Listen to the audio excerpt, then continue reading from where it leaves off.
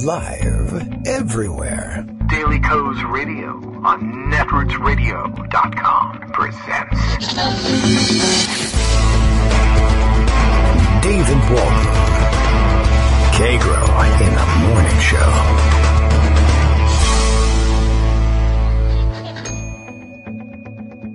Now, here's David Waldman.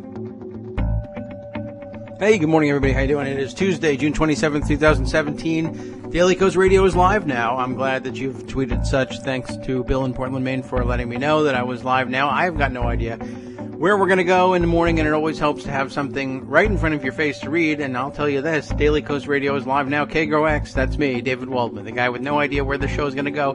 Promises a great show, nonetheless, if Trump doesn't kill us all first. And there's some chance that that may yet happen. Things are heating up in Syria, much to our chagrin. And, of course, you've all been distracted from the serious problem in Syria. I didn't mean to do that. By the non-healthcare bill, the Medicaid repeal bill, as I think we'll just begin to call it at Greg's suggestion. But you've all been, once again, fooled into believing that the thing that you thought was super important is super important, and the ultimate trickster, Donald Trump, has slipped one past you. I don't think that that's really the case, of course.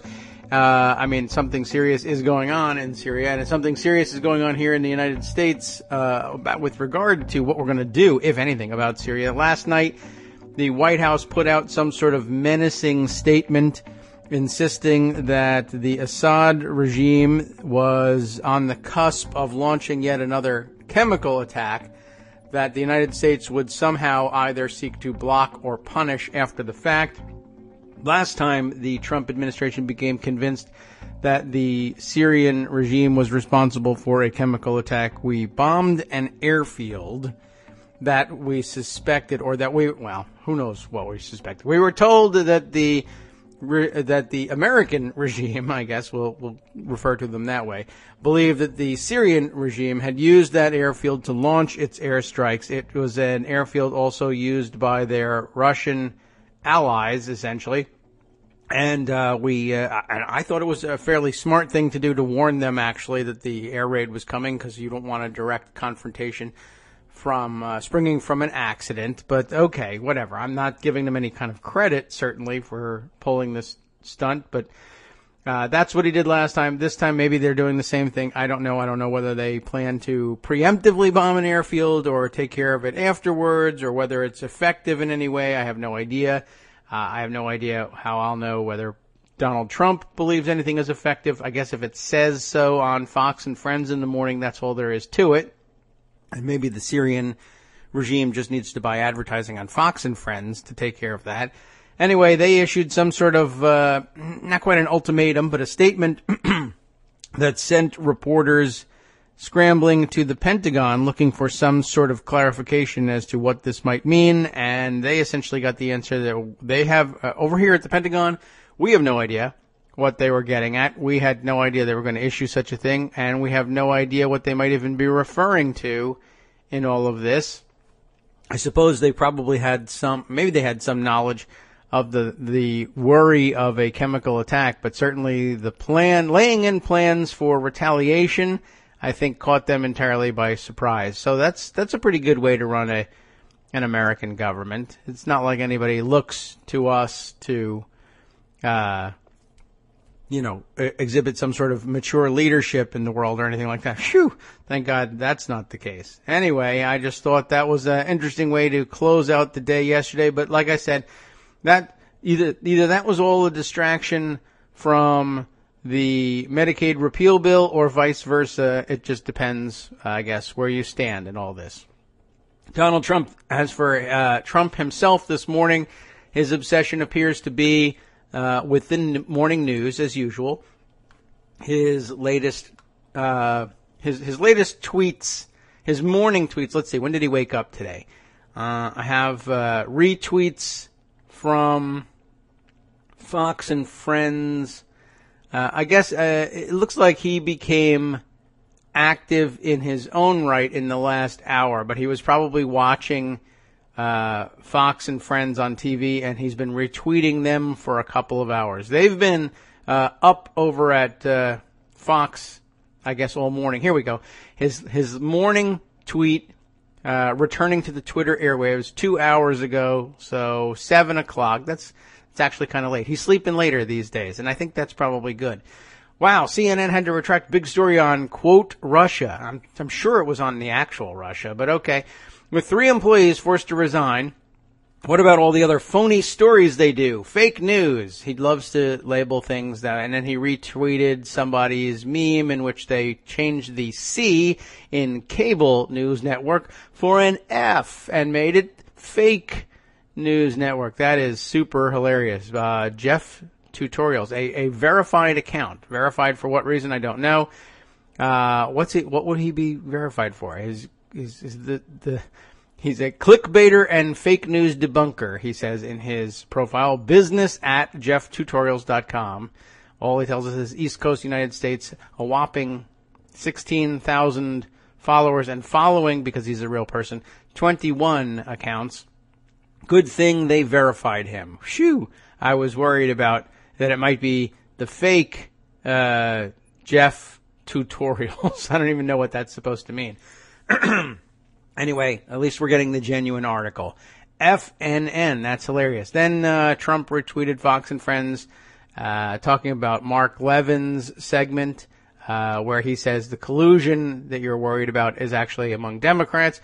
Hannity saying Russia allegations are boomeranging back on Democrats. They're not in any way that I can see, but whatever. And then another Dem queasy over claim of Loretta Lynch meddling in Clinton case. I guess Fox and Friends is in a different universe. That seems obvious. And then let's see. Oh, he's retweeting Fox and Friends tweeting that President Trump officially nominates Assistant Attorney General Christopher Wray to head the FBI. And then a retweet of Eric Bolling saying something about, he's got a new book out. And President Trump has a copy. Get yours here. So that caught his eye. Ooh, they said my name. Let's see. Then there was the actual words out of his, I don't know, I guess we have to say fingers, from Donald Trump this morning, 37 minutes ago. Fake news, CNN is looking at big management changes. I can't even bother with his voice. Now that they got caught falsely pushing their phony Russian stories. Ratings way down. He's a very simplistic young man. So they call, and then just in case you missed the point, 15 minutes later, he says, so they caught fake news CNN cold, but what about NBC, CBS, and ABC? What about the failing New York Times and Washington Post? They are all fake news.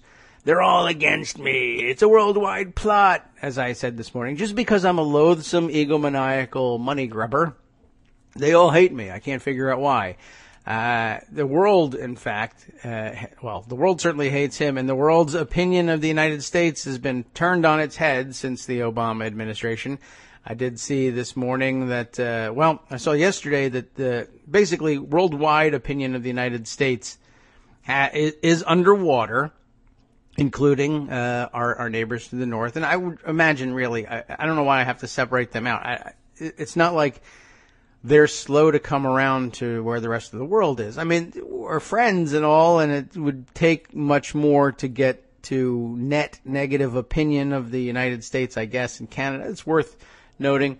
But yeah, the Canadians hate us as well. Sorry about that, Canada. And this is us apologizing to you in every sentence now. Sorry. No surprise, certainly.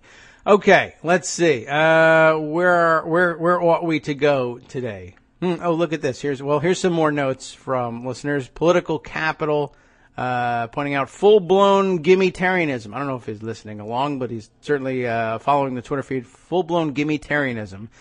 This a retweet of Garance Frank Ruta's note. A fair point here from Chaffetz. What's Chaffetz up to these days? DC real estate is incredibly expensive these days. Oh, is he crying about not being paid enough? Is that what this is about? Washington, D.C. is one of the most expensive places in the world, and I flat out cannot afford a mortgage in Utah, kids in college, and a second place here in Washington, D.C. Is this why he's retiring and going into lobbying? I think a $2,500 housing allowance would be appropriate. Oh, he wants, okay. And a real help to have at least a decent quality of life in Washington if you're going to expect people to spend hundreds of nights a year here. There are dozens upon dozens of members living in their offices, and I don't know if that's healthy long term. I agree. It's certainly not healthy long term. I don't think it's cheesy for them to be living in their offices because that's rent free and government property at that, and you're depreciating it with your wear and tear, but we all have to pay. They ought to have some sort of maybe housing allowance, $2,500. That's not extravagant in D.C., that's true, but it is everywhere else. But I don't know. If you want to go back to Utah and sell that, go for it. While Chaffetz said $174,000 a year is a handsome congressional salary, he explained that subsidizing lawmakers' housing costs on the pricey D.C. metro area would actually save taxpayer dollars. It might be true. If he had a proper home in Washington rather than a cot in his office, Chaffetz said, he wouldn't need to fly home every week on the taxpayer's dime, and his wife, Julie, could visit more often. I don't think anybody cares about that. I mean, I'm actively against that. You're not going to fly back home every weekend? Why not? You don't want to hear from your he's telling you that the only reason he goes home is because there's a more comfortable bed there, and he gets to see his wife. That's terrific. I mean, I've heard it said that a lot of the sense of comity, as we often have to emphasize it here on the radio, between Republicans and Democrats, and a lot of the viciousness that has arisen of late, and I mean it's arisen from time to time throughout history, but during those fictional good old days, back in the 50s and perhaps earlier, when congressmen did move their families to Washington and they all lived here, and I guess they all went over to one another's house for dinner or something for some reason. And they all would go out for drinks, and they all felt better about one another, and they didn't spend so much time stabbing one another in the back and punching each other in the face.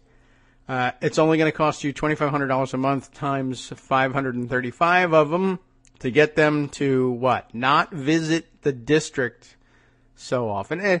And I guess if all they're doing is going back and sleeping in their more comfortable than a cot in your office beds, then yes, flying back and forth is a waste of time, especially as they now hide from their constituents and refuse to have town halls. I suppose there's something to that. And, you would like for them to be able to maintain something like a normal life so that you can stay more in touch with normal family, I'll call them normal family values, whatever that's supposed to be. Like where you're surrounded by the people you include in your family. I think everybody can get in touch with that. A 2017 Kiplinger report ranked Washington as the 6th most expensive city in the country to live. So that's actually about 5 places removed from the most expensive, which is what he said. But okay.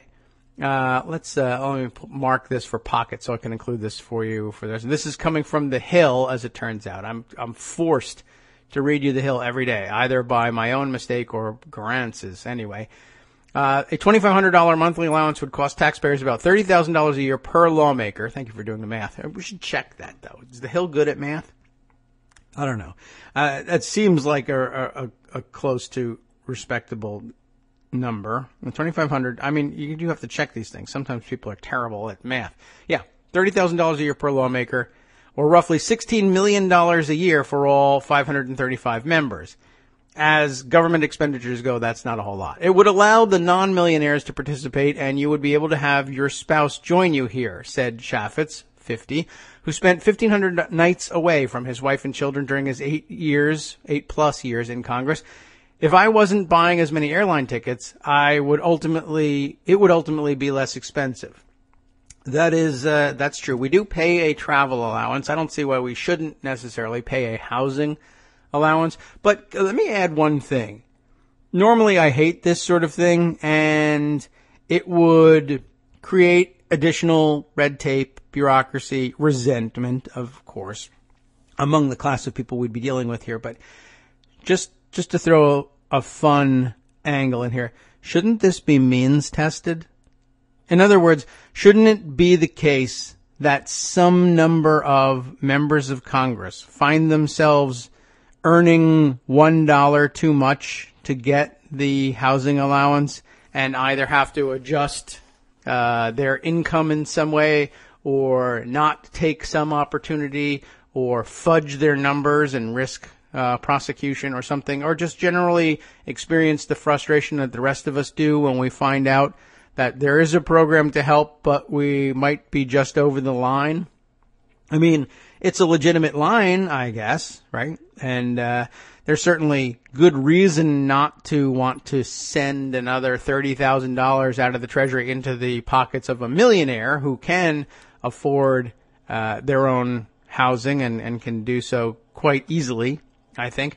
But, and I guess I'd prefer not to do that, but I don't know. I think that the rest of us live with those sorts of ambiguities, and it wouldn't hurt to have a couple extra members of Congress coming to understand either that lines can be drawn in inappropriate places, or lines can be drawn in inappropriate ways, or that maybe we shouldn't necessarily even be drawing lines like that. I think we'll throw it in there just so that they experience that there's no just sort of, oh, by the way, here's a life raft for you. Here's a life ring. Yay. Splash. Here's $30,000 if you need it. $30,000 if you don't need it. Whatever. In other words, I guess to exempt themselves from the headache of trying to have to figure out federal benefits, they'll just throw them all to them. I'll take one just to avoid the administrative headache. Well, I'd like to avoid a lot of administrative headaches out there, with respect to food and hungry people, but you won't let me. So I think that should absolutely be means tested, and we'll have to find some way of saying so later on. Anyway, to a wider audience. In other words, we'll tweet it later on. Okay, let's see other things happening today. Oh, by the way, Armando, if you're listening today, perhaps if you were interested in discussing. Oh, really? So I marked this thing in Pocket, and all it marked was TweetDeck, because, okay, that was foolish. So I'll have to find that particular tweet and I guess go to the link. Who was it? It was Garance, right? Okay. Remind me, everybody. What did I just say 2 minutes ago? Armando, if you were interested in discussing yesterday's Supreme Court activity with respect to the travel ban, etc., or anything else for that matter, door is certainly open for that. Let's see. You know what? And H.D. Gregg has another suggestion here too. Before I had to get to that, as international emergency, Brian says, Canadian pundit says they don't accept our apology. Not yet, anyway. So I don't know how long we're going to string this thing out, but do I just need to say it more times? Sorry. Okay. Well, you don't have to. We'll invade you and force you to accept our apology. That'll teach you. All right. H.D. Gregg was saying, how about a dormitory for Congress? 2 to a room, common bath. That used to pretty much be the way it was. Of course, it was privatized back in the day, but boarding houses were the order of the day back in the 19th century anyway, and into the early 20th century as well. That's pretty much how they lived. And you know what else people do sometimes? If they find themselves here for a long period of time and they are not flush with cash and can't buy themselves mansions. I mean, that was the order of the day back then too. I mean, if you were a railroad baron / congressman, you bought or built a mansion for yourself. But that wasn't all that common. I think we have more millionaires in Congress these days, but I think that might grow out of the fact that you need to basically be a millionaire to sustain that lifestyle and to pay for your own race these days. So you can get yourself backed by the campaign committees very quickly, really no matter where you stand, if you make it clear that you're a self-funding millionaire. Anyway, yes, back in the day, boarding houses were the thing to do.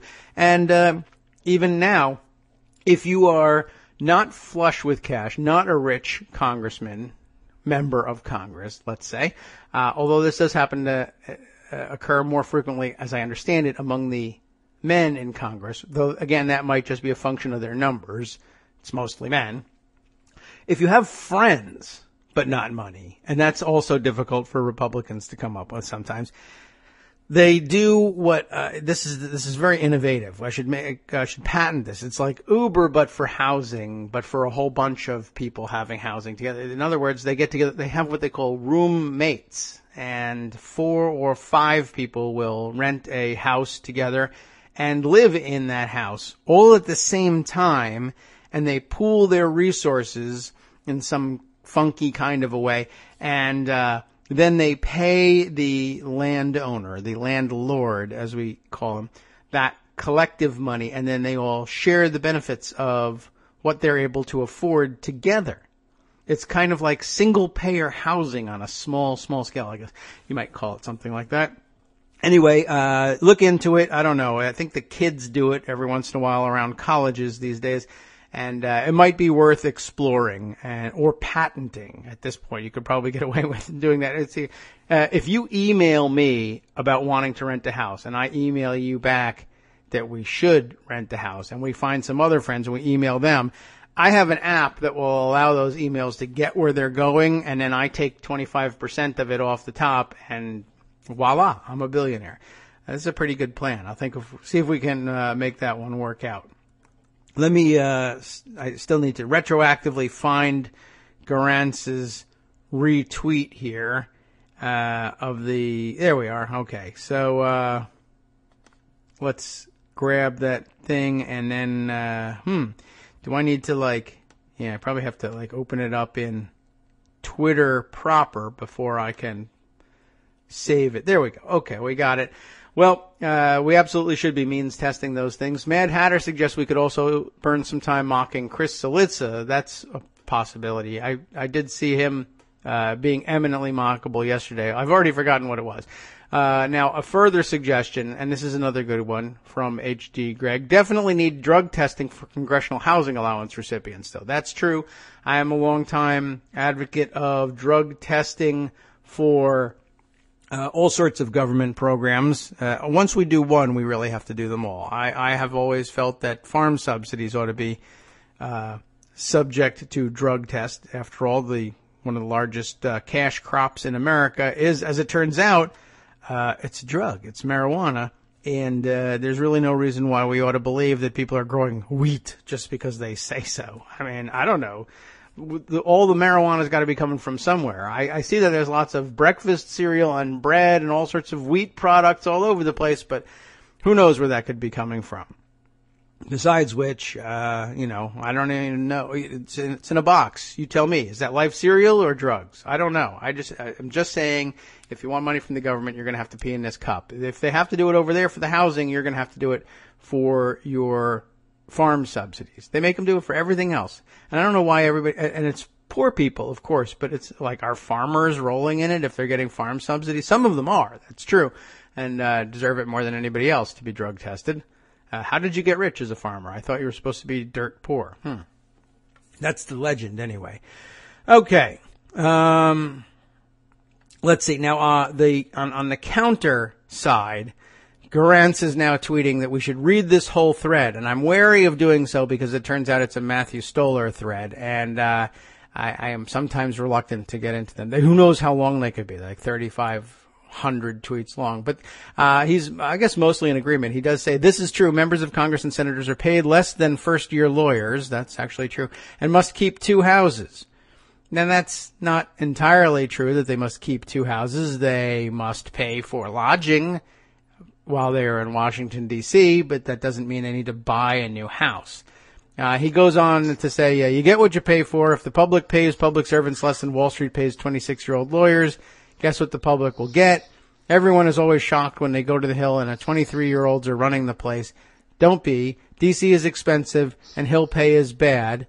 It's fun to say, hey, screw you, politicians, but they will get paid. The question is whether you want them working for you or not. The other thing is that corporate executives and financiers are paid way too much. That's what the real point is here. I think in college, houses, healthcare are way too expensive. So a good way to address the problem of inequality between regulators and the regulated is to bring down the size of the financial sector. And here we can say, I think we can see where this is all going. It's nice that he's sympathetic with members and staff. Of course, I guess if it were anybody else, you would probably at this point have to point out, well, he was a staffer for a long time, and he does eventually get around to that. That would be ordinarily that would be something you would demand as full disclosure from anybody else right up at the top, by the way. But we don't say that because something, and probably mostly a liberal guy. And moving on. Anyway, just pointing that out. He's absolutely right, and I agree that they don't. They ought to get a housing allowance. That doesn't make much sense to me that they don't. We give them a travel allowance. If you're going to swallow that, you might as well give them a housing allowance too, and it doesn't have to be anything extravagant. But do consider means testing it once in a while, just to make members of the political class deal with the same sort of inherent foolishness that drives everybody else crazy. Do I make $1 too much to be able to get this assistance or not? And what sort of engineering will I do on my tax forms in order to make it possible for me to take advantage of this this funding that's available? I don't see why they should be exempt from that. Anyway, Armando has taken his morning coffee, I hope, and gotten himself ready for a discussion today. Good morning, Armando. Hey, good morning. Thanks for waiting there. I just wanted to get through with that one. I don't think I'd ever reach the end of the actual Matt Stoller tweet storm, but they're chock full of information. I invite you to check it out for yourself.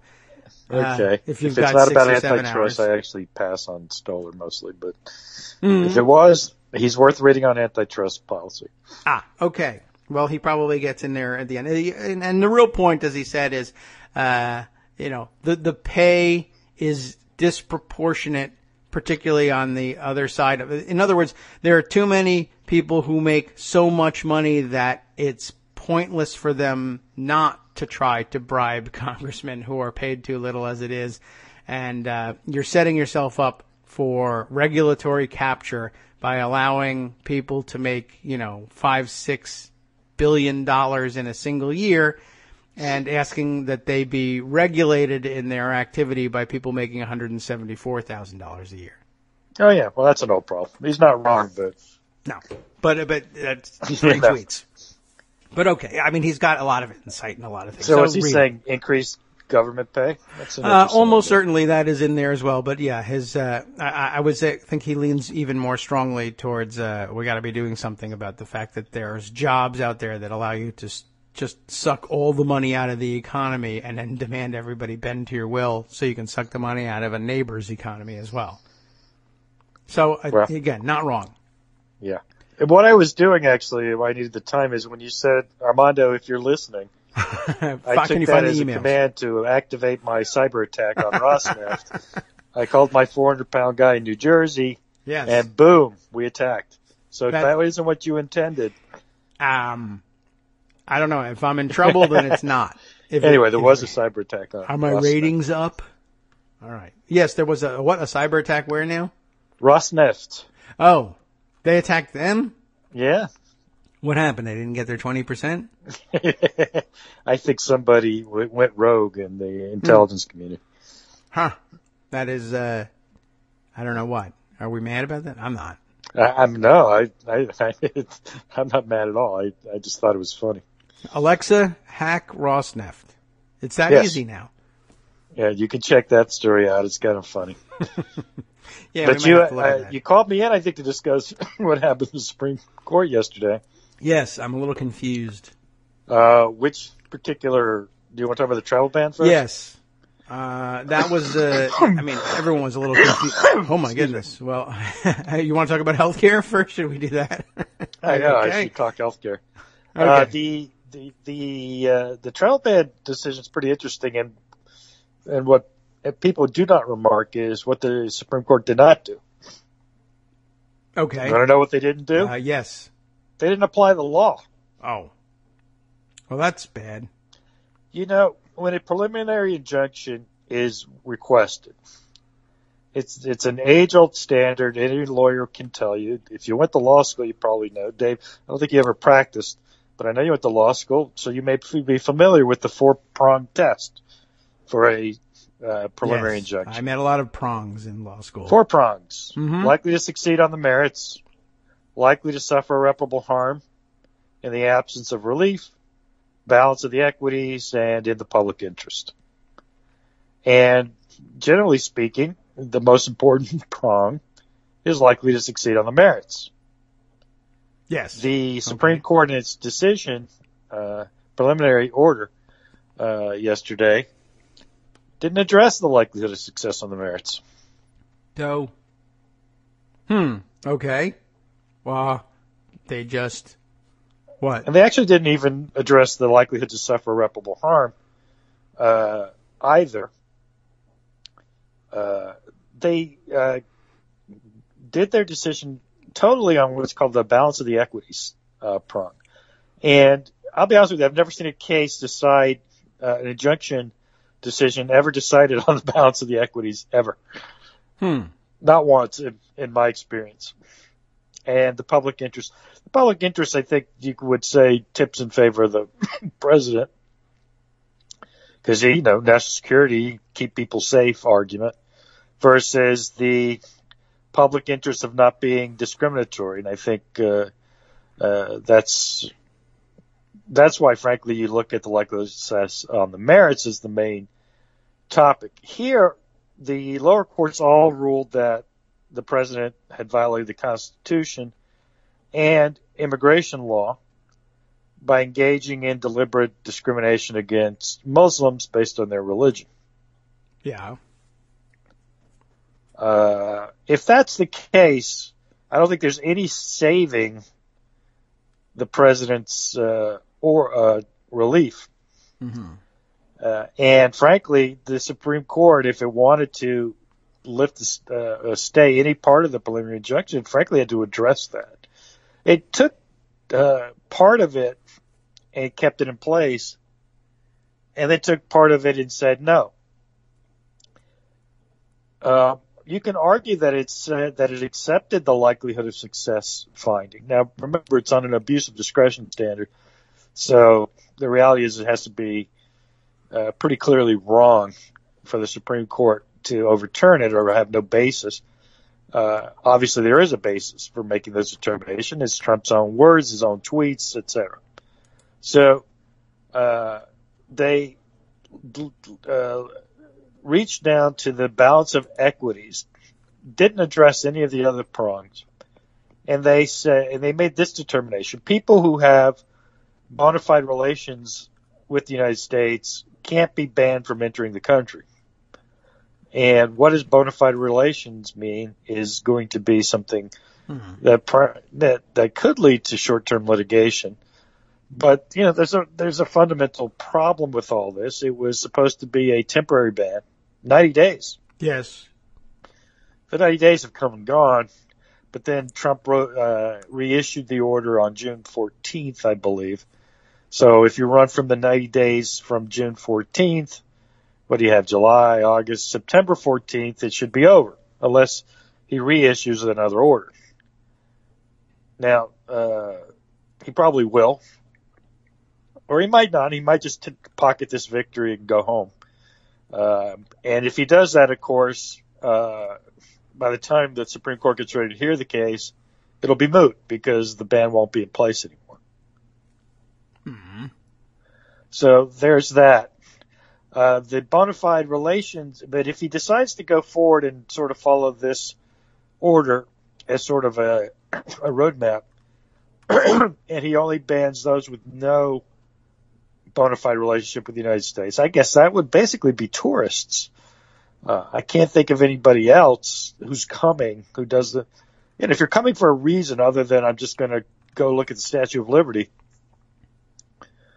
you're coming for a reason. You're coming for a job. You're coming for school. You're coming to visit family. Maybe, I guess, if it depends how you couch come to visit friends, I suppose. But then what about if you're coming to interview for a job as opposed to having a job? I think that's a bona fide relationship. So if this becomes the roadmap, it really is going to require more delineation of what a bona fide relationship is. I still think it ducks the issue, which is restricting tourism, which isn't immigration per se, by the way. It's just control of who enters the country, because a tourist has to leave under the law. Of course, many people overstay their tourist visas, and stay and become illegal or undocumented, as whichever nomenclature you prefer. And but it still doesn't, excuse me, address the fact that the president can't make policy intentionally that's discriminatory. Right. And if the Supreme Court has to decide, they're going to have to speak to that.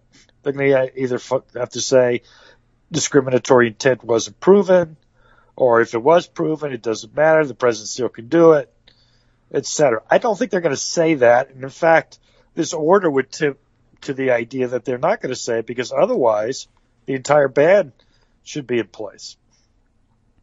Here's my point. This was a political decision, as almost every Supreme Court decision is. They struck a compromise. They latched onto the balance of the equities and argued the people who have bona fide relationships with the United States, their equity interest is higher than the president's in keeping America safe. I don't know if that even makes much sense. The decision makes no logical sense or legal sense other than a rough political compromise. Mm-hmm. And that's what it was. I guess another question that people had early on was about the procedural posture of the case. Where do we stand here? This isn't a case that they took in review. It's going to be argued in the fall. Yeah, as opposed to the, there was somewhat misleading for the president to have spent the day saying, this is it, we won, 9-0 unanimous decision in favor of he won if he's not going to extend the ban. Okay. Well, he won and he lost. It was a split decision. But it wasn't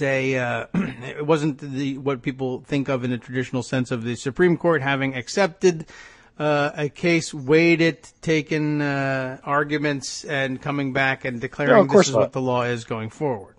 No. The Supreme Court's done none of those things. And to be clear, they've raised an issue of subject matter jurisdiction in that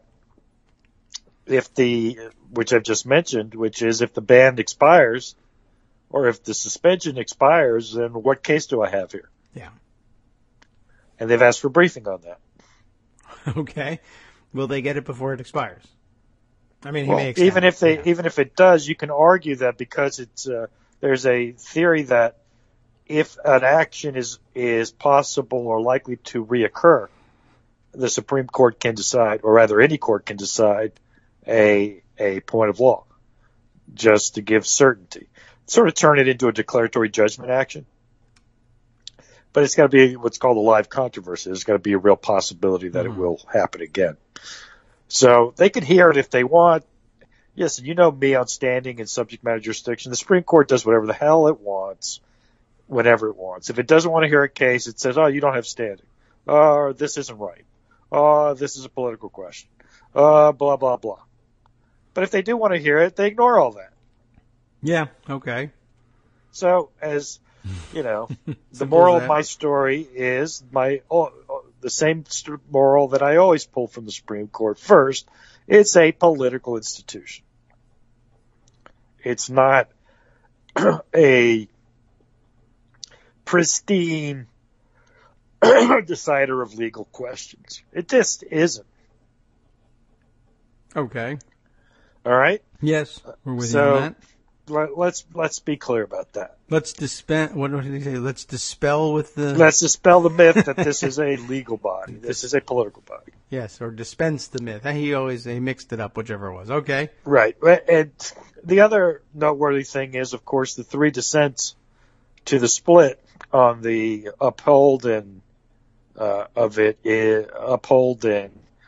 limiting of the injunction were the 3 votes, predictably Alito and Thomas, of course.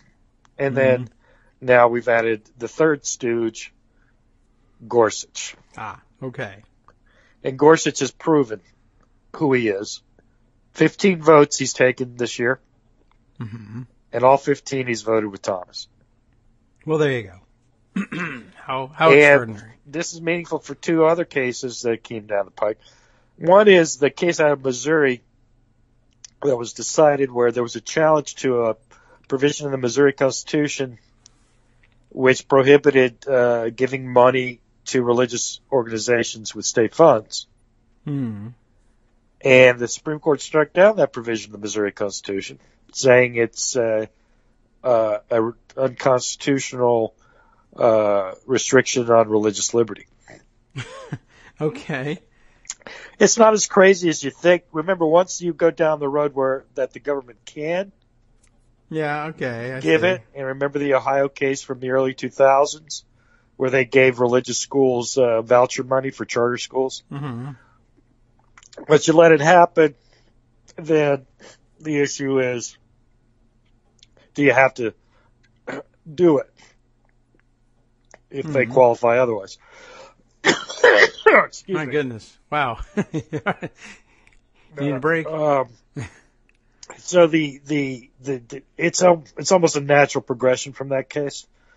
All right. But even then, the three Stooges dissented. They wanted there to be a requirement that states give money to religious organizations that qualify under state programs, and there was a footnote added to the decision that caused a dissent to the Three Stooges that said, well, no, this of course does not mean states have to give money to religious institutions. They just can't be a blanket prohibition. All right. And they didn't like that either. And there's a third case that's been taken up, which I think is going to be a pretty interesting one. It was the bigoted baker case that you might recall, where the baker didn't want to make a cake for a gay marriage. Just one of Colorado. these cases? Okay, yes.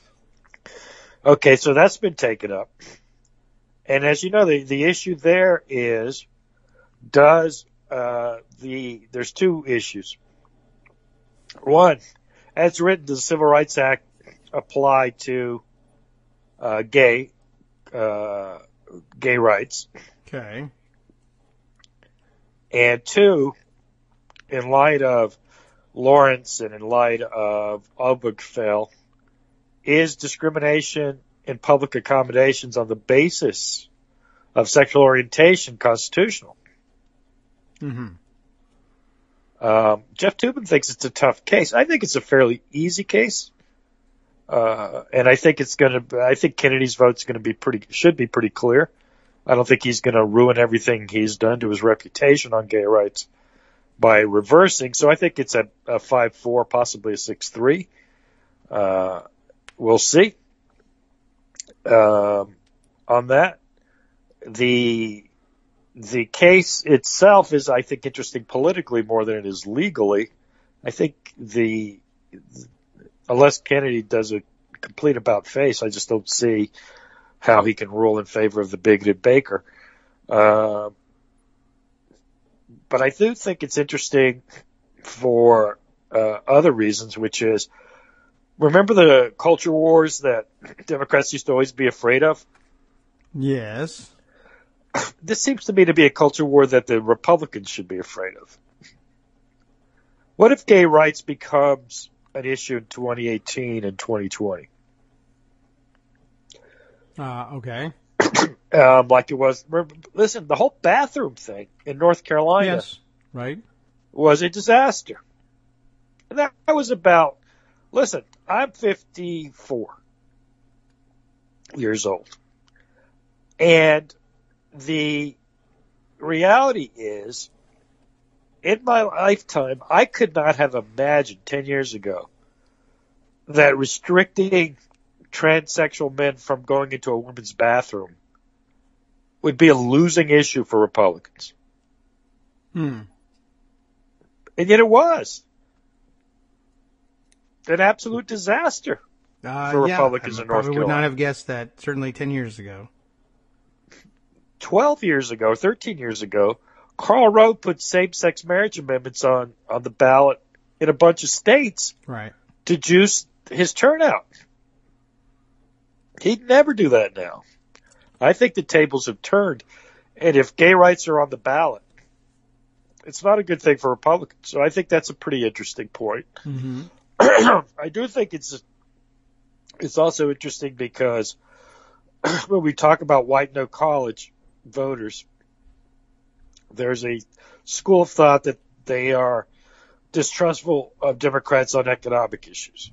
We don't understand their pain. Mm-hmm. I think that it's more cultural anxiety, and I think this will be one of the issues that sort of makes that clear if it becomes a political issue. So that's a case to watch to see how it breaks down and whether it has a political impact in 2018. All right. I think fair enough.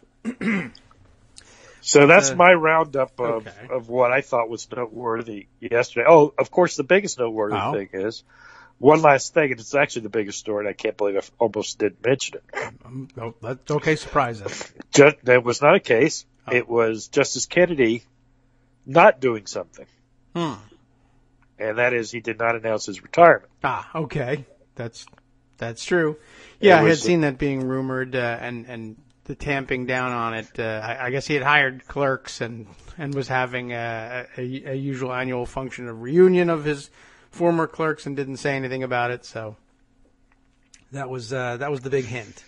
People are right that Justice O'Connor retired after the last day. The tradition is that people announce retirements on the last day. Justice O'Connor did not. I do think that's a special case. Yeah. In that Justice O'Connor retired because her husband had gotten progressively worse with his Alzheimer's. So there's that. It seems to me that it really means he's not going to retire this year. Next year, who knows? Right. Well, you can never tell what people are going to be feeling from year to year, but certainly I would imagine it's pretty easy to imagine that he's not feeling comfortable about the prospect of retiring, and will hang on as long as he can, I assume, to avoid having the world go crazy and who knows who getting nominated to the bench from Trump next time. Well, that, there's nothing we can do about it. Not now. If Kennedy retires after 2018, it's not likely we're going to have even 50 votes, much less 51 in the Senate. So, they'll be all gnashing of teeth about it and discussion of Roe and Planned Parenthood v. Casey and all sorts of things. But, they're going to have the votes and they're going to vote him in. I mean, we know that. They voted Gorsuch in. Yes. And listen, you can pretend you didn't know what Gorsuch would be if you like, but, just being, to my mind, being a silly person, we knew who he was. It was like pretending we didn't know who Alito was. Of course we knew who Alito was. Roberts is by and large, a political animal. He's the Chief Justice. He doesn't, I guess, want to be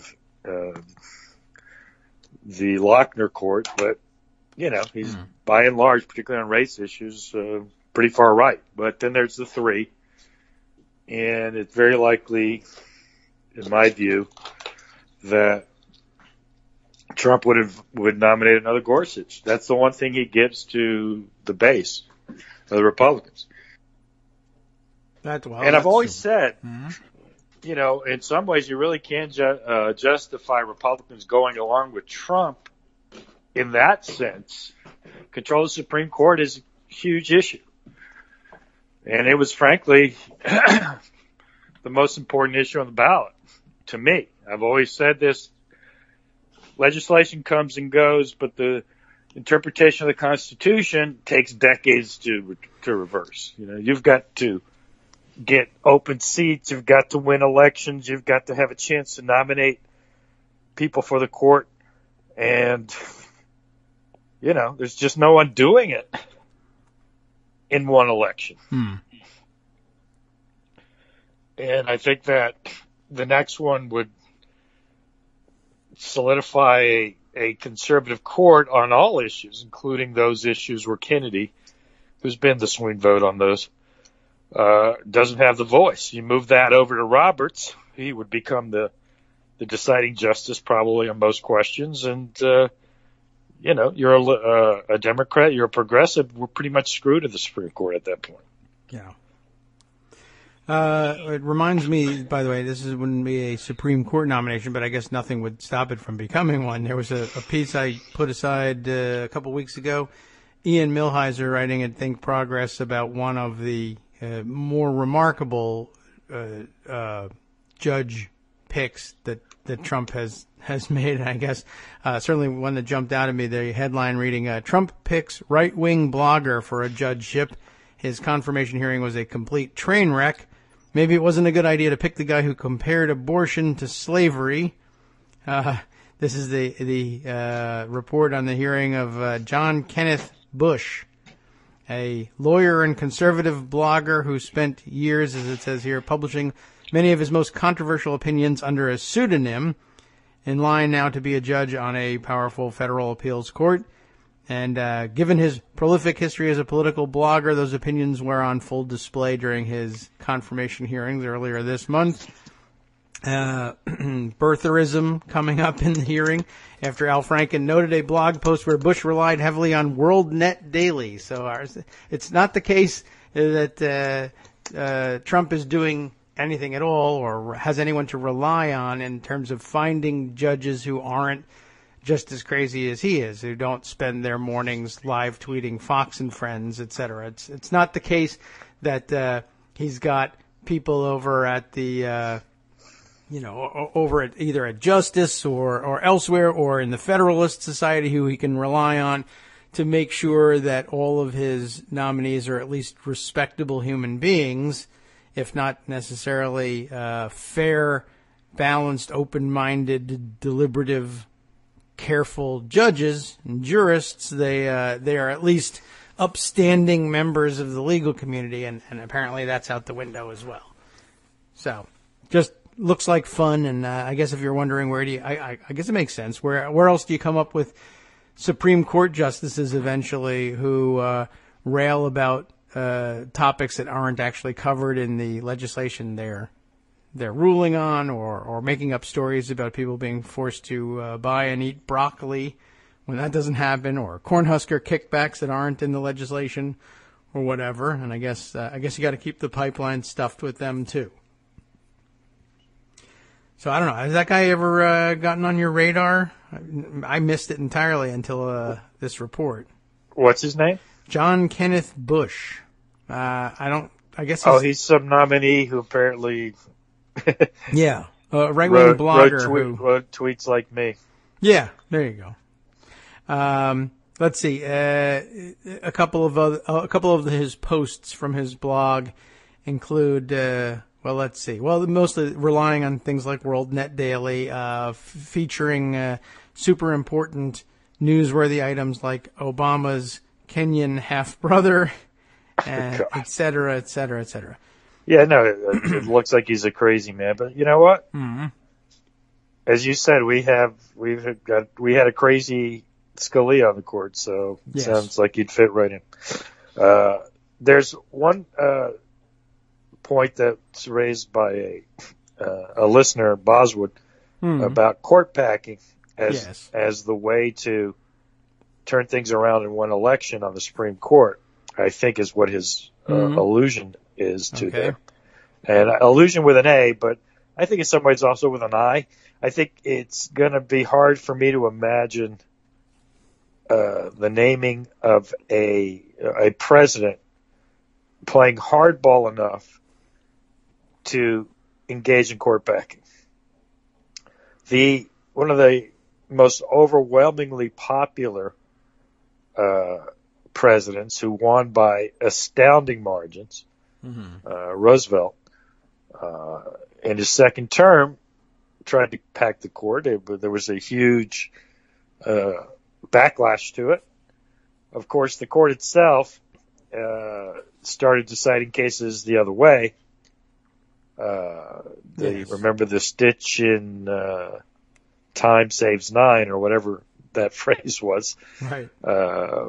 And I don't know if it saved them, but they certainly changed, and Roosevelt let up on it once he started winning the Supreme Court.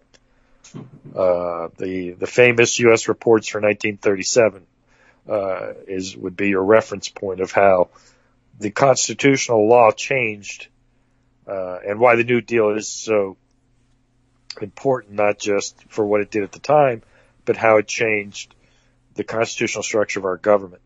But if Roosevelt couldn't do it, I doubt we're going to have a president who's going to do it. Now, Republicans, would they be willing to do it if they had to? Why wouldn't they do it now if they're willing to do it? I guess that's true. That's a good question. I don't know whether Donald Trump read that chapter in history. I'm not sure. He'd do it, I guess, if someone thought about it. I just think it would be a hard.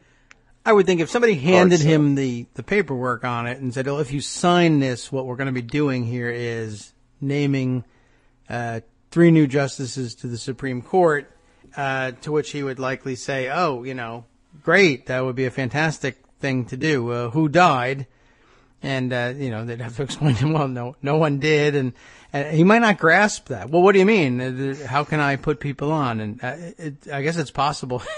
he might not agree to do it because he's like, well, that can't happen. I mean, there's actually, they say there's 9 seats, and if you look, there's actually, count the chairs. I mean, what are you going to do?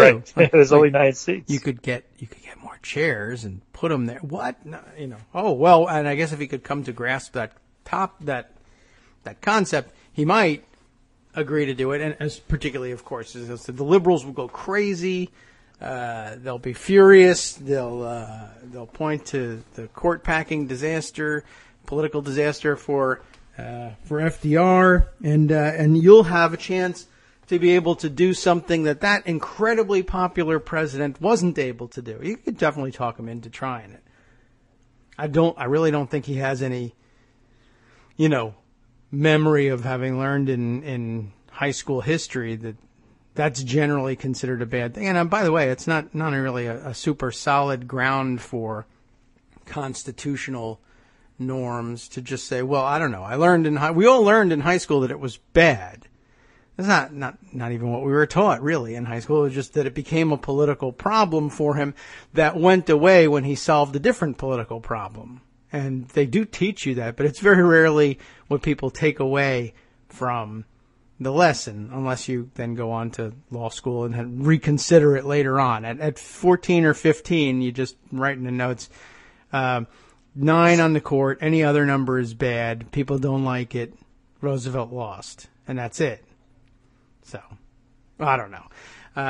It's possible if he ignored that initial lesson that he might be fine with it. Yeah, I mean, with Trump, Trump, one of the things that's funny, and it's only semi-Salisa related. It's more CNN related. Of course, the CNN had apparently a bad story on some D-list Trumpster. I missed that actual story. I know. I had no idea what the story was. Someone reminded me. I was only reminded that the story existed because of the complaint about the story 3 months later. I think his name was Caputo, Mike Caputo or something like that, who apparently does some dealings with Russia, but there was a story that got those dealings wrong, and they had to retract, and they ended up firing people, CNN. And what I thought was funny about it was, if you remember the Obama administration had ongoing acrimony with Fox News, not surprisingly. Yeah. And they didn't want to go on they wouldn't send people on their shows, and et cetera, et cetera. Mm-hmm. And all the media outlets, but in particular CNN, I remember Jake Tapper in particular, really went hard in saying, Fox is a legitimate news organization, you can't treat them that way, yada, yada, yada. And I just think it's hilarious because obviously the Trump administration is treating CNN like dirt. Right. Won't take their questions. Acosta's chair was taken away from him in the press briefing. So he knows about chairs. Okay. Yeah, he does know about chairs. And, You know what they're doing to CNN. You know, fake news, FNN. I think he said Yes. you said he called them today. Right, and he was also angry. Guess who's not stepping up to defend CNN? I don't know. Is it? Oh, yeah, it's probably Fox. Yeah. Yeah, it's Fox. Now he's also on the attack with everybody else. He also wants everybody to know. By the way, ABC, NBC, CBS, they're all fake news too. This one CNN outfit got caught, and I see somebody on Twitter pointing out, by the way, you know who caught them was BuzzFeed, so it's not like they were caught by right-wing watchdogs or anything. Not like you guys are so smart. It was I honestly did not remember the story at all. Me neither, and I still don't know the story. Although what I am seeing is that it's. I don't know that it rose to the level that the story turned out to be false so much as it didn't hold up to scrutiny, and they didn't get the have confirmation that they ordinarily would demand to run a story, so they retracted it because they couldn't get some sort of additional confirmation on it. And also I did see other people pointing out, by the way, who got fired and how much backlash was there for all the time that Fox continued to allow their personalities to spend on is it Seth Rich story, even after Fox editorial Sean Hannity said, still has a job. Yeah, Fox editorial was like, oh no, this is a mistake, this is bad news, it didn't really happen, we shouldn't be feeding this, and their remaining biggest star went crazy on it. Why are we playing games here, though? I mean, Fox News is a right-wing propaganda outfit. It's not a news organization. I mean, who are we kidding? Newt Gingrich went on today, Fox and Friends, I assume, which is complete Trump media and lies about everything. I mean, they don't get anything right. Nobody's going to get fired. They don't care. Right. You know, but Newt Gingrich this morning said that there's what was it? That there's a 20% increase in Medicaid funding in the Trump care bill. Yeah, an increase, he said. He's the specialist. He's the guy who invented the line about it's not a cut, it's a reduction in the rate of growth. Right, the reduction in rate of growth nonsense. But so I guess maybe he's saying it's what? He goes from the baseline of today, it still goes up 20% by 2026. Is that his argument? I don't know. I imagine that's got to be the only thing I can think of is that he's probably talking about constant dollars of, or you know, unmoored to any inflationary index. More dollars were being spent. Right, which gets me back to the Cillizza point. Cillizza. And I don't know he's such an idiot. But listen, he's an idiot who's making $1 million a year out of CNN. Fake news CNN, by the way. And he says he's running a story every day about Trump care, possibility of passing. And if it looks like it's going to pass, he has a smiley face on it.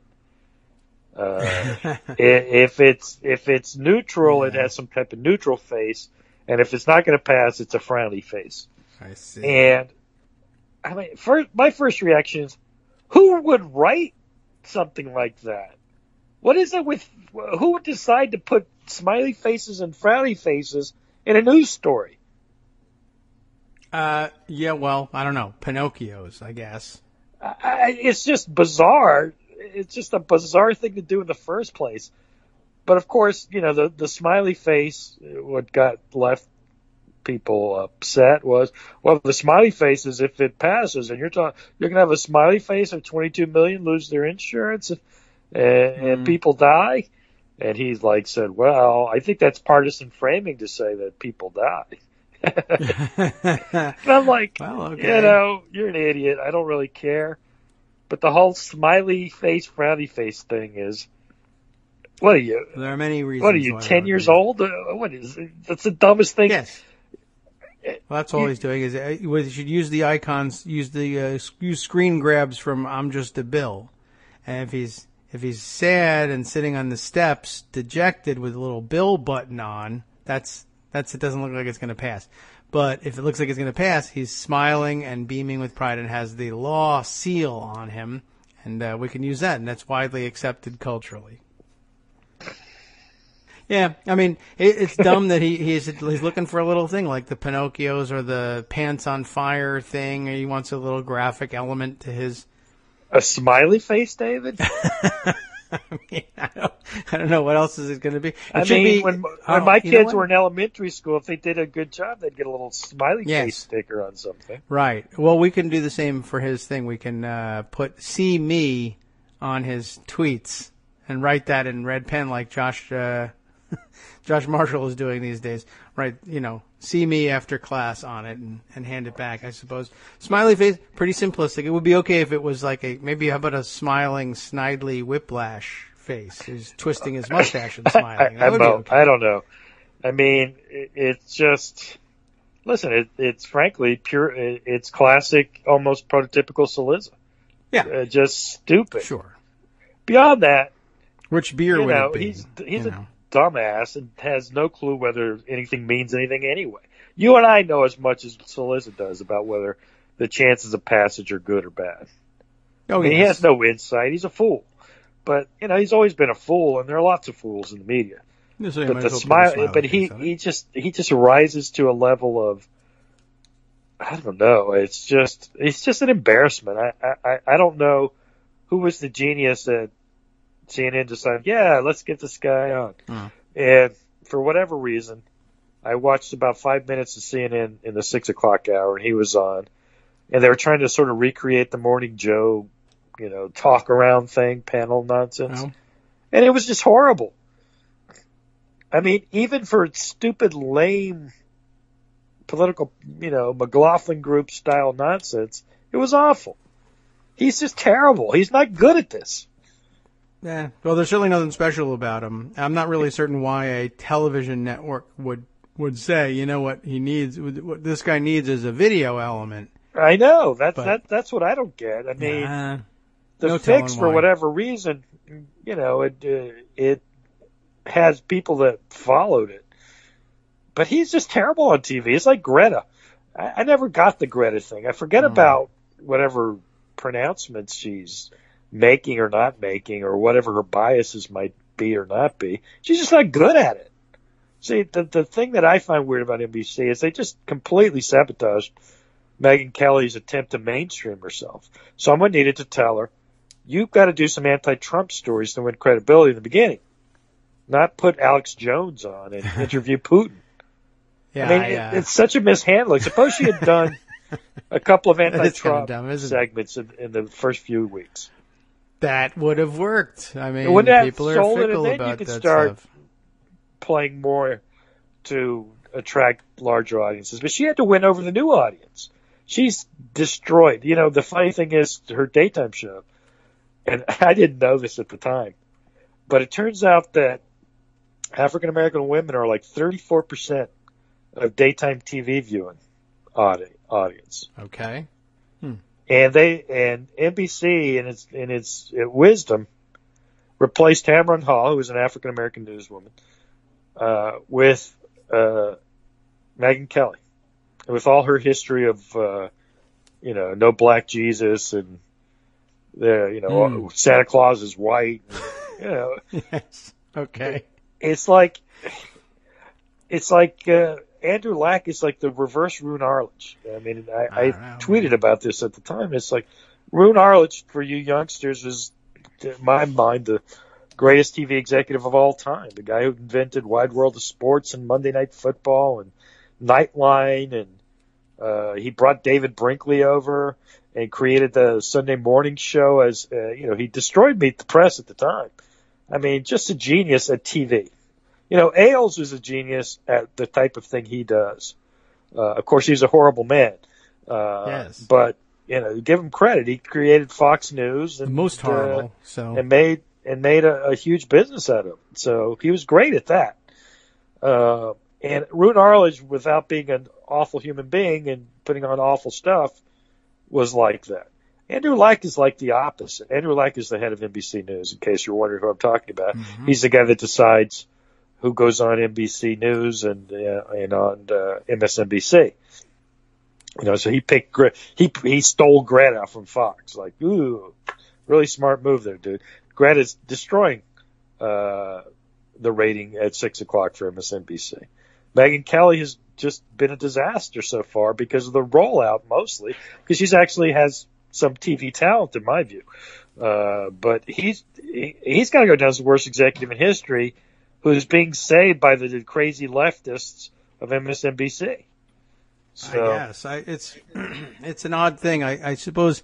I mean, I've certainly seen people take. Your the wife tack worked of, at Fox at one point, right? Yes. Wasn't she in TV? Early so on. She knows what I'm talking about. Yeah. The first failed run at Fox News, it had relaunched after she was gone. They made a first stab at it, and it didn't work out. Then they realized we should be lying more. Yeah. And then they relaunched. Their mistake was they said being a straight news organization. We'll just do. I mean, it'll be relatively conservative speaking. It was still Roger Ailes running it, but he was just thinking we'll be a fourth news network, and there was no call for that, especially not in. I mean, CNN was already established, so you couldn't even do it as a cable alternative, or we're going to be.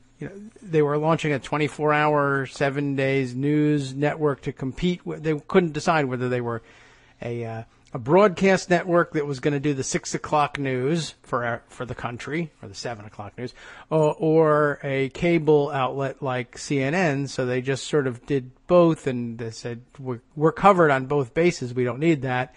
He took a year out after folding the first effort to realize, people actually, what we need is a propaganda network for right-wingers and old people.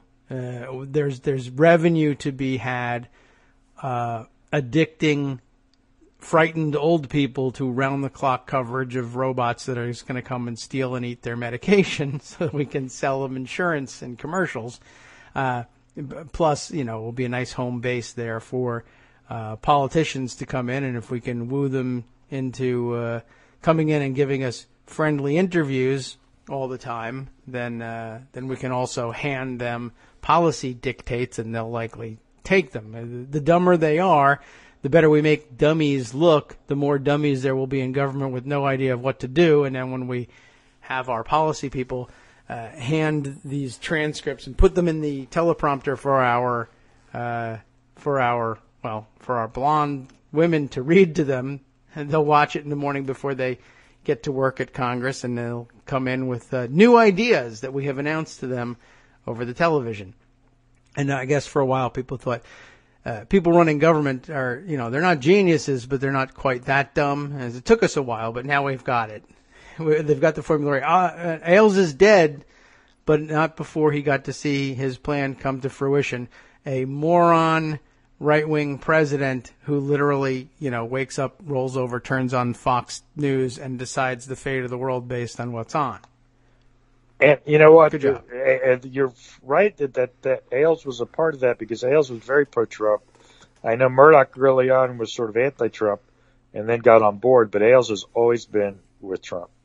And remember, the romance with Fox and Friends and Trump lasted long before he decided to run for president. He's been going on and doing that segment for 7 or 8 years now.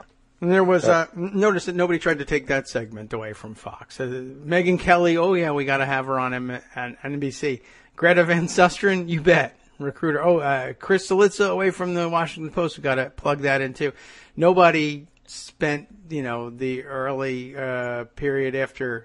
Well, let's say even after The Apprentice became famous, nobody said we got to do something to get Trump to call our morning show. And I guess he had probably no interest in doing it. Only one show in the world had any interest in saying, this guy, he's not a politician. He keeps faking at that point, running for things, and all he wants to do is come on and scream, pointless, vapid, whatever, rage rants about the sort of thing that you would expect a conservative member of our audience to be ranting about to their television, but they're nobodies, and he's a famous rich guy, so we'll just, we'll entertain everybody by having the famous rich guy come on, and everybody can sit at home and say, I agree with that guy, maybe I'll be famous and rich too. I don't know what it seemed to work as a formula, but apparently nobody interested in luring that away. That is odd. However, we could make him president. Well, Wasn't good enough for another television network to say maybe we would like to capture those revenue dollars, but good enough to be president of the United States. yeah. Look, I mean, people voted for Trump. What can you say? I'm still gobsmacked by it, and I don't know what to say. It doesn't say anything good about our country. I mean, Well, that's not. it's one thing to vote for a racist Republican who isn't completely insane, ignorant, and incompetent and mentally unbalanced. Who isn't Jeb that? Bush Oh, well. or John Okay. Kasich or hell, Ted Cruz for that matter. Yeah, he barely qualifies. So the mentally unbalanced part is up in the air. We can take some review on that. All right, but Donald Trump. But it's what are you going to do? I Makes no can't say that sense. I'm still accepting of it. I don't even know what to say about it. Sometimes I wake up and I realize, and he's still the president. And it's like, how did this happen? Yeah. Well, that I don't know. If you steal money, there's a lot that you can do. You're supposed to get caught, and crime's not supposed to pay. But yeah, even though the media was horrible, it's still an indictment of the American sure, public. absolutely. You got to. I mean, at some point you got to say, that he was insane was pretty clear. That he didn't know anything was pretty clear. Even if you don't know anything, you knew that he didn't know anything either. If someone said, "Yeah, let's make him president," he's just like me. I also don't know 62 anything. million people said, "Yeah, let's make him president." That's what we're told. It's astounding. Yeah, Yeah. it's true.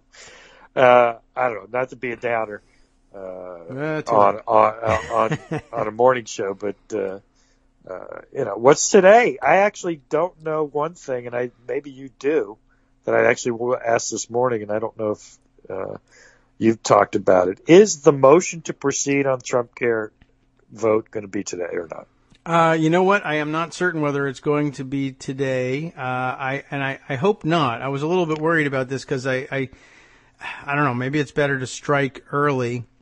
I think the current thinking is that there are enough Republican senators who say they are a no on the motion to proceed. And in case you didn't pick up on it, when the first senator came out and confirmed that they were a no, it was in fact Susan Collins, who tweeted out that she was a no on and said no on MTP. And I know a lot of people then, if they're news junkies, say meet the press. Is that MTP? It's motion to proceed.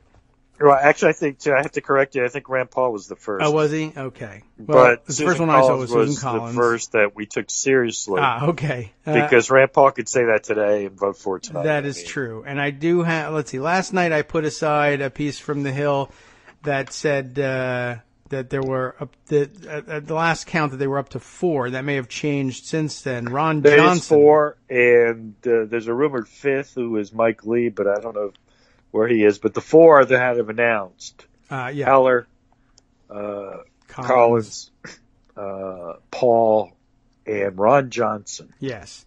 Not a smart guy, but... No, Ron Johnson's a dumb guy, and, you have to understand his objection is that they didn't eliminate the ban on denial for insurance for having pre-existing conditions. Okay. There are, in fact, people who are angry that the bill allegedly, in their view, does too much to protect people with pre-existing conditions. There will likely be people who object to it not being right-wing enough, or I wanted all funding for Planned Parenthood eliminated and this doesn't do it, or I wanted everybody to be killed immediately and put in blenders, and it doesn't have that in here. But and so I think it would be helpful to your audience to remind them what the motion to proceed means. That would be a good idea, probably, at some point. And this is it's always a critical part of the procedure. It's just particularly critical now. And I did see the first person to raise this last week. And I'll have to dig up the tweet on it because I retweeted it and said, yes, this is what you want to do if you really seriously want changes. Like you'll recall at the end of last week after they released the discussion draft, people said, I oppose the bill as written. and it might have been, I don't know, I'll have to dig it up. But they said, I oppose the bill as written, and everyone was astute enough, I think. We've done enough educating about the procedure now that everyone was astute enough to know, what that is a dodge so that you can say you fought for a better bill back at home. And then they make some cosmetic change, or maybe even just fake making a cosmetic change. And then you say, well, I was against it as written, and now it's different from as it was written last week, and so I'm a yes. But somebody early on, one of the senators said, if it's done this way, I need to have a certain amendment made. And what I'm going to do is I'm going to vote against the motion to proceed unless we get that amendment locked in. Remember that when you're dealing with reconciliation, you're talking about something that has a statutory cap on the amount of debate, and therefore it can't be filibustered.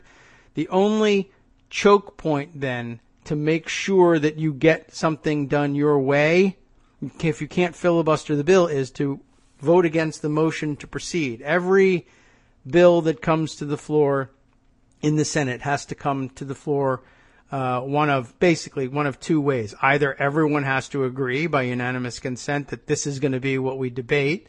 There's nothing automatic about it. Just being on a list, they don't get there and say, okay, what's next?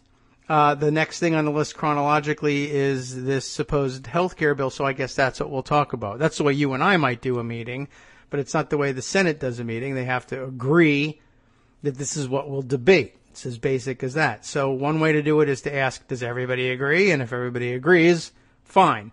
If not, well, how many of you do agree that we ought to be debating this thing? And if more senators agree that we ought to be doing it than oppose it, then essentially you've had a motion to proceed made, and they do it formally. I move that we now take up this bill. And in a normal course, that's a 60 vote threshold, but because it's reconciliation, it requires only 50.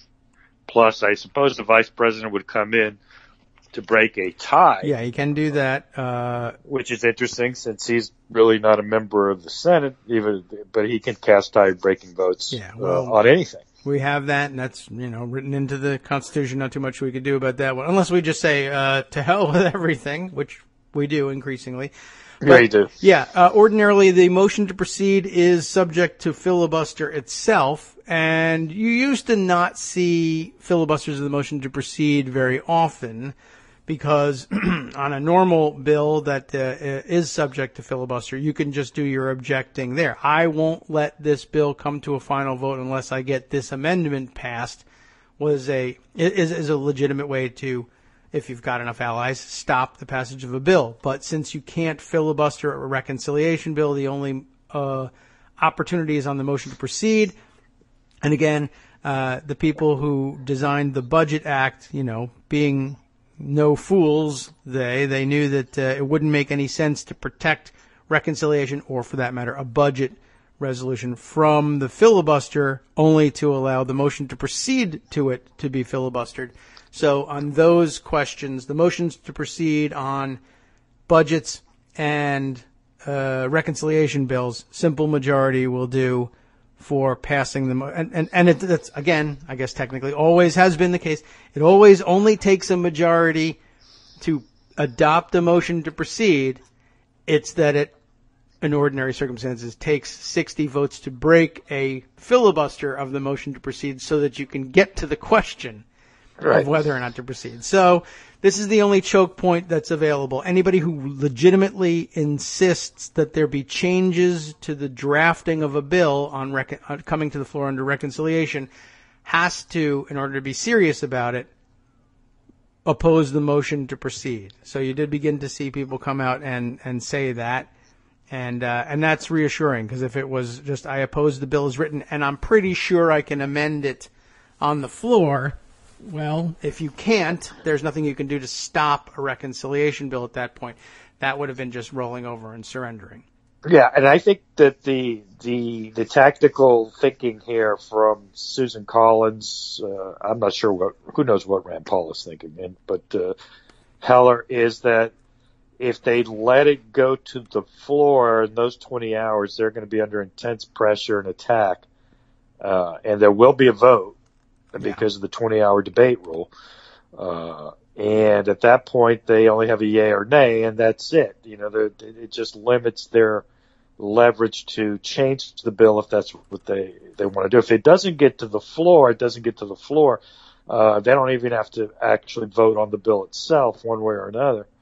Though, of course, the framing, it would be hard to escape if they stopped the bill.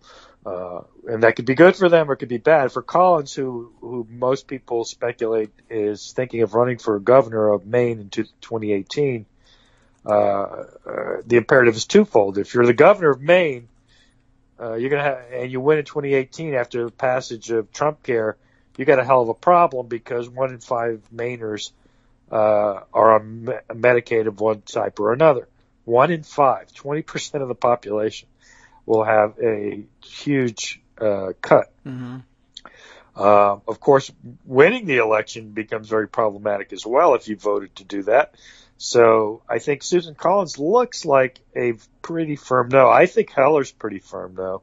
So I hate to say it, if this thing passes, it's going to be worse than what it is now. Unless there's going to be a third progressive, moderate, in quotes, Republican who also announces their opposition.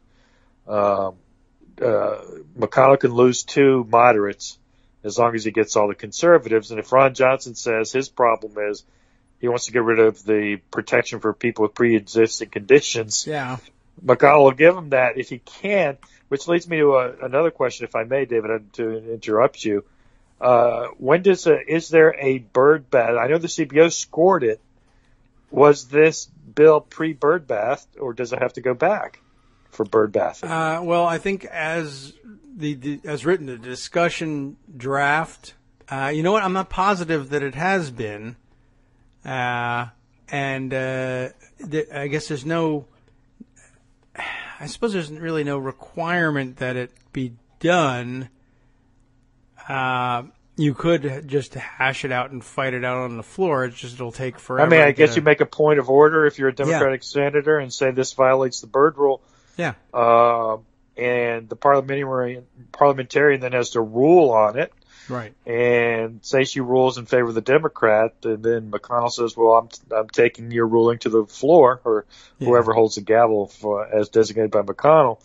And there's a vote, and if it passes, then they say it complies with the Byrd rule, it goes to a vote, right? Yeah, for the most part, yes. There are some Byrd rule points of order that require 60 votes to waive, but I mean, like I said, you can always there are some and it's more troublesome to get around again because once again these are rules set by statute rather than simply as rules of procedure in the Senate. But for the immediate time being, the day's action on the floor, there's always also just ways, well, essentially to nuclear option those too, to engineer votes, to set things aside, to say that's not our interpretation of the rules, and then someone will remind them it's not just a Senate rule, it's a federal budget statute. Act. It's a law. And Let's everyone go to court. will say, I Let's agree. Get a declaratory judgment Right. as to whether that would comply with the Byrd. Right. And Can you imagine injunctions for being the issued time against being, Trump care? Yeah, That would well, be hilarious. they could try it, and they Who they has might even standing? be right. Yeah, well, that's one question. The other, the issue for Mitch McConnell will be, I mean, you can go to court tomorrow. Today, I passed this. On the standing issue, it's pretty interesting because you could definitely cite the NHIB versus NFIB versus Sebelius, that anybody has standing because that's basically the plaintiffs in that case had no standing, in my view. I'm a Medicaid recipient in Maine. If this thing is allowed, well, no, they wouldn't have standing. But let's say you are a person with pre-existing conditions, and they're taking that out. And the argument is that violates the Byrd rule. I think I'd have standing. I'm about to lose my insurance. Yeah. Oh, I don't know. It depends on what they want to entertain, I suppose. It's very they would say, difficult no, the thing to- procedural rule is what's in play here. You only have standing once the bill is passed. I guess you that could may challenge be. it as having violated the Byrd rule. after it or passes. You could perhaps, as a senator, do it as well. And say, or you could have a senator do it now for the procedural. I'm just thinking of the substantive. If the bill passes, let's say, and is signed, could I go to court as a person with pre-existing condition? Or as, frankly, any person in the United States or in a state, or let's say a state, they have that states can waive the essential health benefits, which I think is not consistent with the Byrd rule. I think that's not a germane to the bill myself. It's a budget bill. Remember that. It's a budget bill. The regulations on insurance companies, to me, are not germane to the budget bill.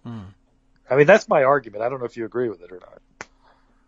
You'd have to study the issue, I guess. But but I just think that's if it passes, can I go to court and get a judge to agree with me that I have standing because I lived in a state that waived the essential health benefits and I'm challenging that law? Or could I challenge it preemptively by saying my state might do it?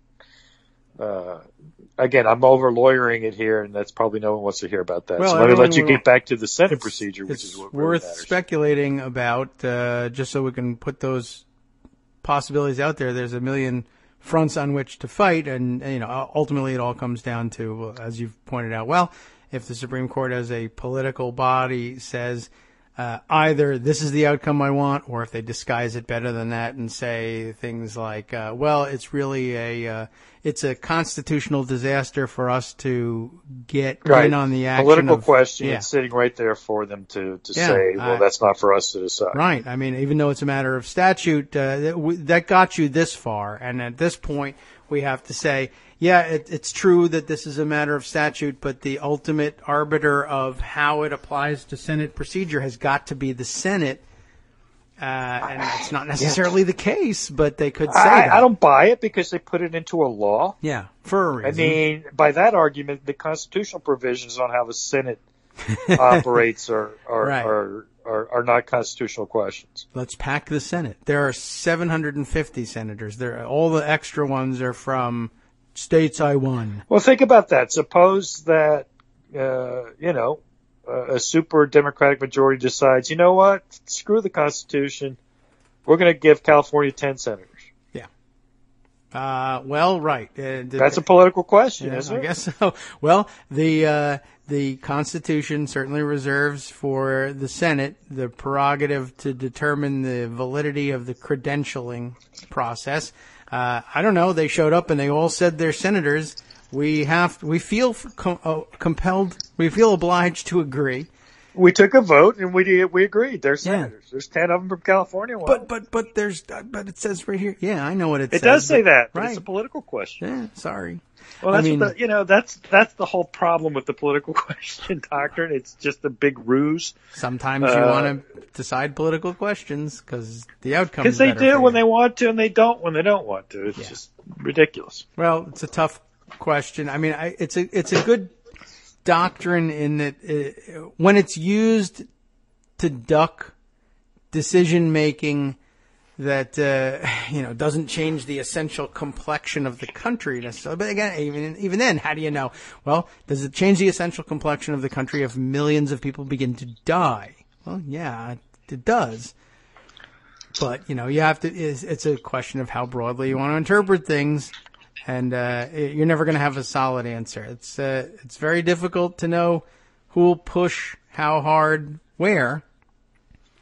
But I mean, there's a real possibility that that this comes up, and Republicans have to decide how badly they want it. They may, in fact, there's still the thought out there that they may be perfectly fine being saved by procedure here, by being stymied, that is. It's a question of, are there more ultra-conservative Republicans who say, I actually want what I want and the rules be damned and I'll find a way around them? Or are there more wishy-washy Republicans who say, my hardest core primary voting, Tea Party loving, Trump supporting constituents want this done no matter what, but there are more people who will be negatively impacted or killed, or will be furious that I did this, and I need a way to save face with the majority of both sections of my electorate. So the thing to do is to say, I want this horrible thing, but I was prevented by stupid liberal democracy. I actually think Susan Collins has made her decision, and I think she's right. If she's running for governor, particularly in 2018, the political calculus for her is clear. She doesn't want this to pass, and she doesn't mind being seen as the person who killed it. Okay, then. I think that's We need important. more of those. I think Dean Heller has made his decision. He's up in 2018 in Nevada. He thinks that all that matters to him, doesn't care that much whether it passes or not. He just doesn't want to be, he probably cares that he probably doesn't want it to pass, but he doesn't want to be seen as the person who passed it. Mm-hmm. And I don't think he minds that much being seen as the person who killed it. The problem is that only gets you to 50 no's. We need one more to be safe. Right. And they have to start finding this person. Joan is writing already. She actually just came out, I think, on the front page here. McConnell hits snag on moving Trump care forward. They're talking about the motion to proceed and the fact that the same four are named here as opponents of the motion to proceed. But she points out Johnson is the vote is, as she says, let's say fluid. He's taken about 4 different positions in the last month and is frankly incoherent. Yeah, he's an idiot too. Yes. And if McConnell tells him you have to vote for it, and everybody he looks around that he's by himself, I don't think he'll be the conservative that stops it. Practically speaking, here the thing you're looking at now is what gifts can be distributed by McConnell and the various campaign committees and people's super PACs or the legislative body itself in terms of policy changes. What can we do to get this person to yes? Johnson, probably gettable. Yeah, you Rand get him. Paul, I mean, gettable. Again, I just think of him being the last one. He won't be the guy that's the vote that stops it. He won't be the one vote. Mm-hmm. He just won't. I think Heller and Collins have made their choice. I really do think they've decided that they're not going to vote for this, and they don't mind being seen as the people who stop it. Mm-hmm. And McConnell will take 50. Yeah, he'll take 50, and with Pence coming in, he doesn't care, right? No, I'm sure he doesn't care about that. The other thing that worried me a little bit about having the motion to proceed vote happen today is I think Mazie Hirono is having surgery today, and that's not good timing. Oh, by the way, so that's not like this isn't like you need 60 votes. Right. It's a majority. Because if Mazie Hirono isn't there on a filibuster vote, it doesn't matter. She's just not going to be the 60th vote. Yeah. But here it's a majority. So if it's 50-49 or 49-48, they win. Right. 49-48, don't need the vice president. A majority present and voting does the trick. So. Wow, that's a huge point. I didn't even think about that. Yeah. But she's got cancer. You can't tell her not to have her surgery. Right. Yes.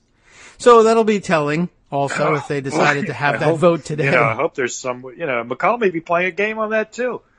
Like if she reschedules her surgery, will he delay the vote? Yeah. I don't know. He may be that disgusting. Oh, he is certainly dastardly enough to do that. He is. I mean, look, he takes any advantage he can find. So we'll see. Let me take a look and see what the Senate Democrats are telling people about today's Why don't you schedule. look there, and I'm going to just talk a little bit while you look at that information, because I do think, to get back to procedure, I ran way ahead of it, was a question that I'd like you to put a pin in when you get a chance to think about it, which is the amendment process can't start until there's a motion to proceed and you're taking up the bill to be amended.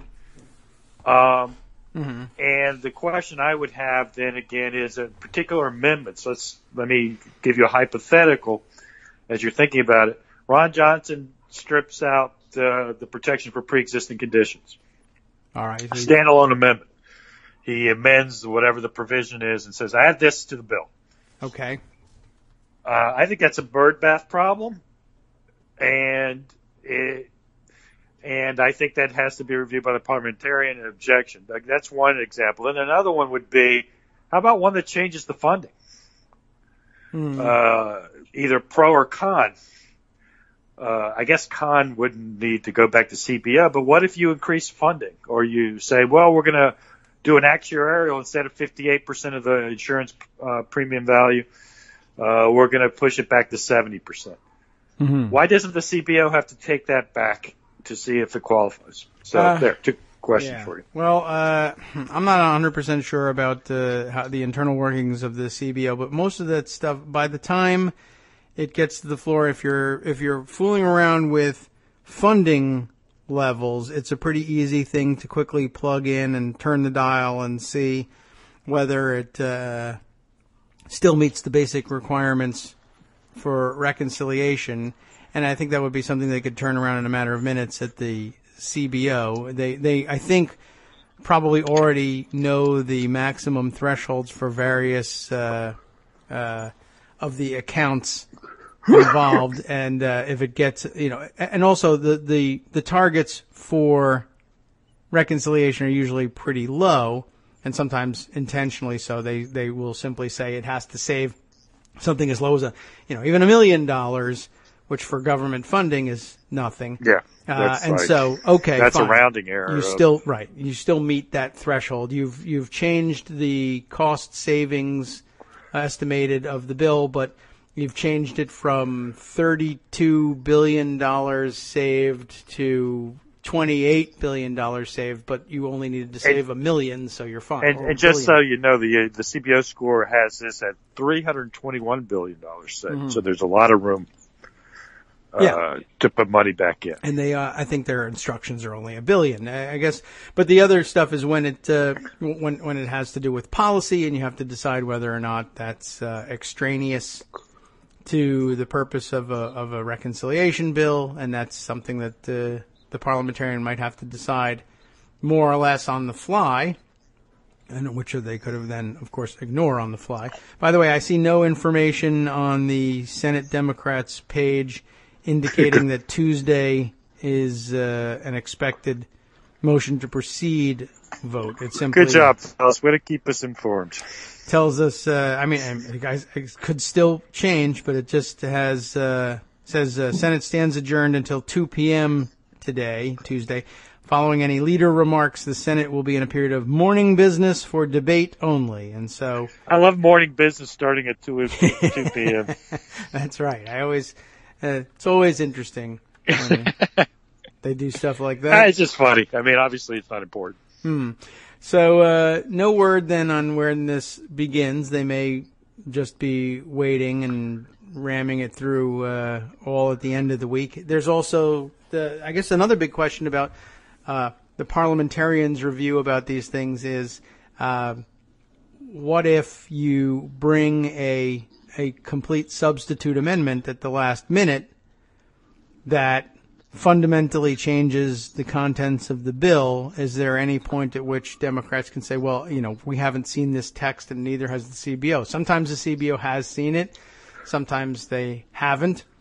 And I think there's nothing that stands in the way procedurally of if you're willing to, waive your points or overcome the ruling of the parliamentarian or ruling from the chair as advised by the parliamentarian from putting something through that really hasn't been tested thoroughly and finding problems later. And I'm not sure exactly how they deal with it, but I guess there's still every indication that there conference, right? Except they don't have conference. Right. They now the Senate won't have passed one the Russian sanctions bill, mm-hmm. and of course that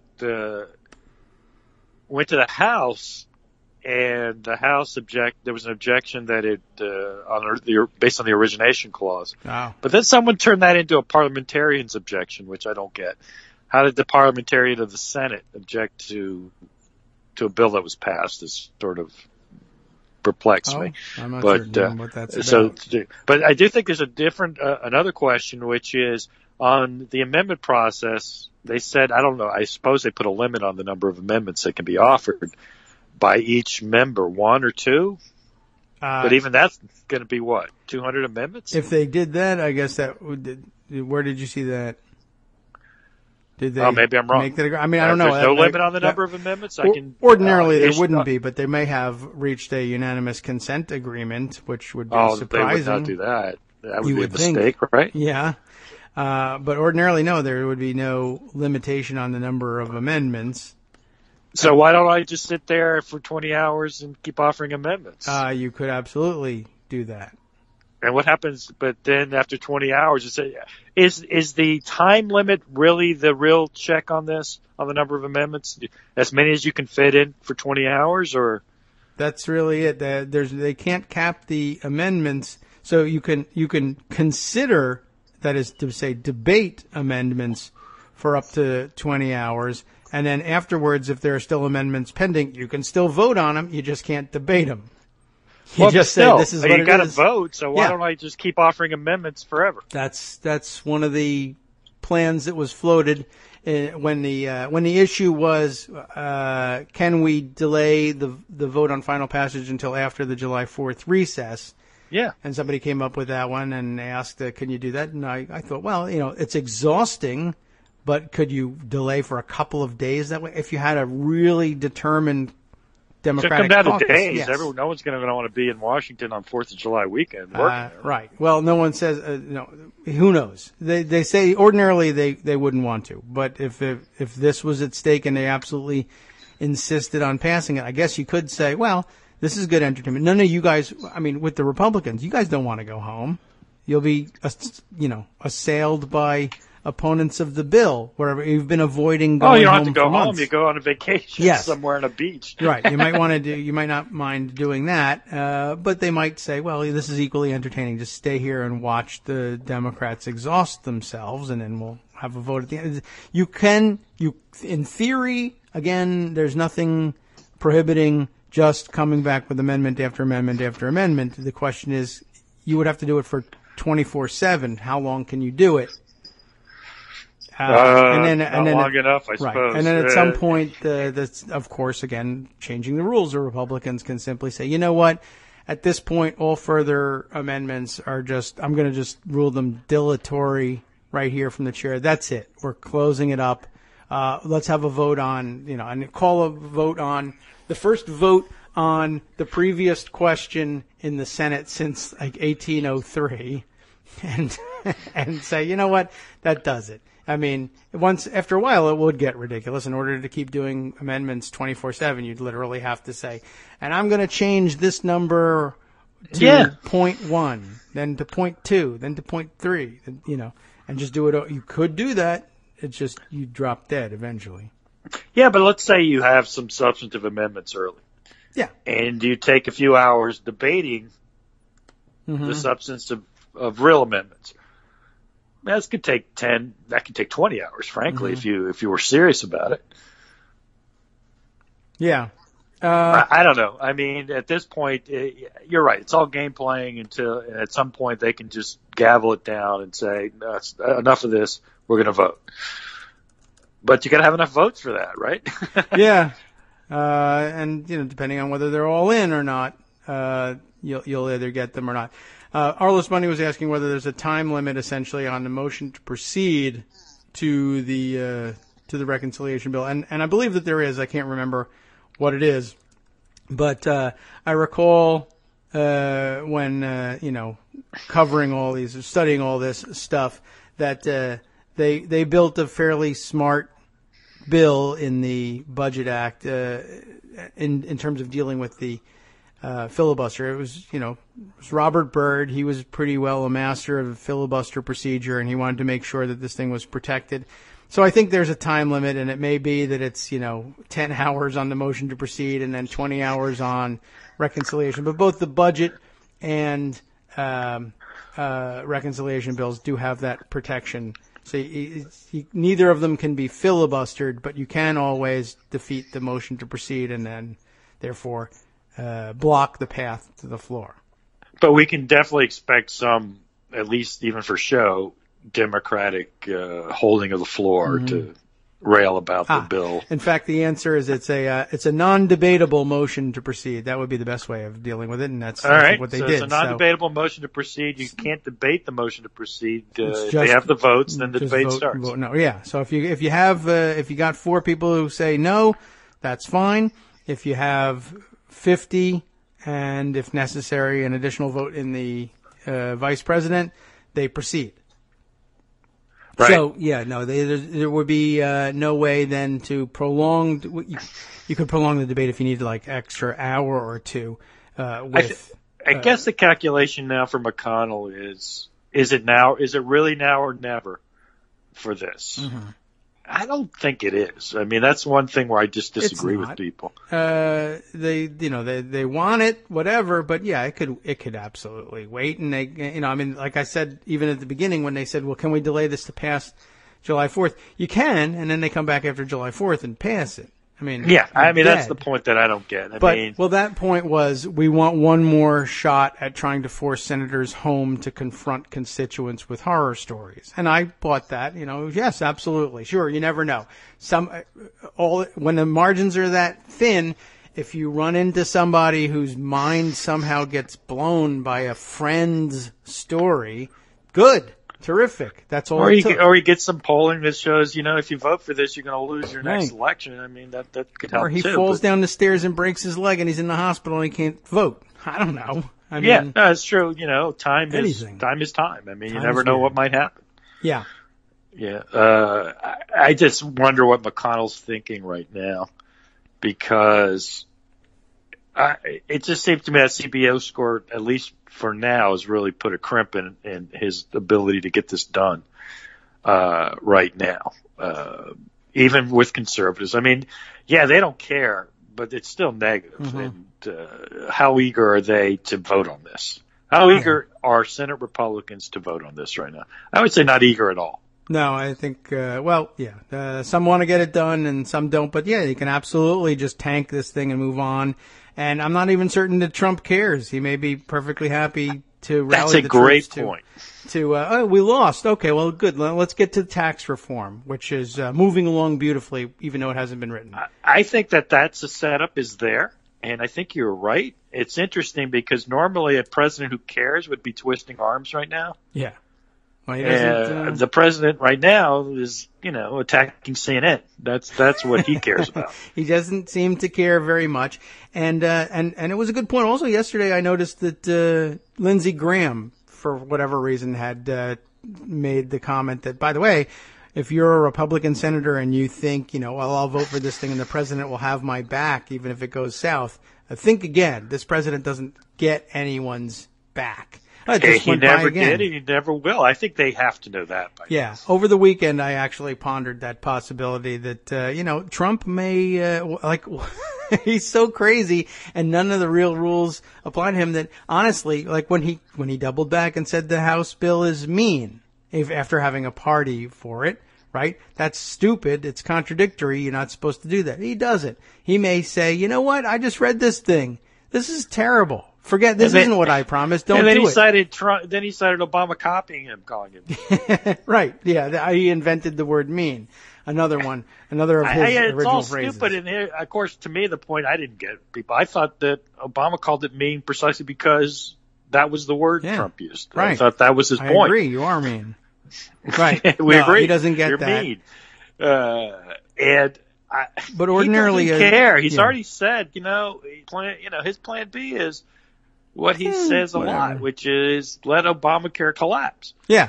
And he's threatening that as well. And he says, if you don't pass this thing, I'll stop the subsidies to the Obamacare system and then you'll all die that way instead. I intend for you all to die. Either do it my way or this other way. And could he just pull the rug out and say, I just realized that this is too mean?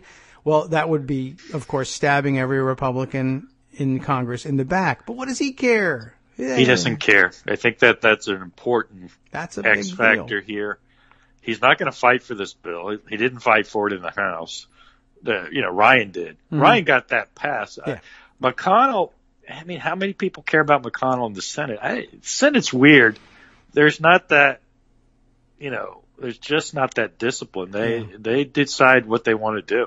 Right. Lots of times they decide, they go along, but mostly for their own reasons. It's not because, Mitch really needs me here. Mitch doesn't they don't really care. Mitch doesn't really care about them. And Arliss Bunny pointing out that she says the problem is that Ryan cares. Getting rid of Medicaid is a priority for him, Absolutely. Which is absolutely true. But think about how close the two of them were at campaign time. Ryan, now we're going to get rid of him. We're going to have him primaried. Get rid of Trump this guy. Care about He's a Ryan. bum. He hates Ryan. I think he really does hate Ryan. And as far as he was concerned, if the thing would have died in the House, that would have been fine too. Yeah. That wasn't about Trump, the House passing it. That was about Ryan. Mm-hmm.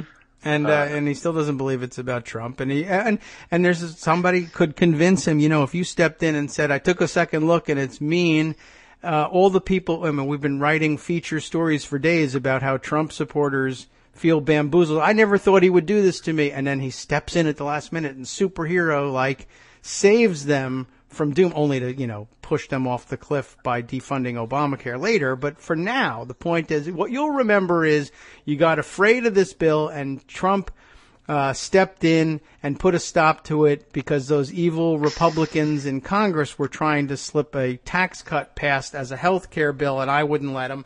And it's stupid, it's contradictory, and no other president could get away with it. But this idiot, he doesn't care. He could. He doesn't care. He could, but if he doesn't, he also doesn't care about that. Well, it requires paying attention. Yeah. He doesn't even know what's in the damn bill. Let's be honest. He doesn't know anything. This is the crazy part. A normal White House would have shaped the Senate bill as being the lead bill, the real bill. Remember, they were selling the House bill as keeping the process moving. I remember Carlos Curbelo particularly said, well, I just didn't want to kill the process. Right. I'm not for the bill, but you can't kill the process, which is nonsense. But fine. And then, White House that's normal would have said, okay, well, we're going to make the Senate bill our centerpiece. Right. Yeah, okay, gotta go. That's your playoff music. But yeah, absolutely true. We've filled all our time. But yeah, it's entirely possible that the whole thing falls apart on Trump's say-so still.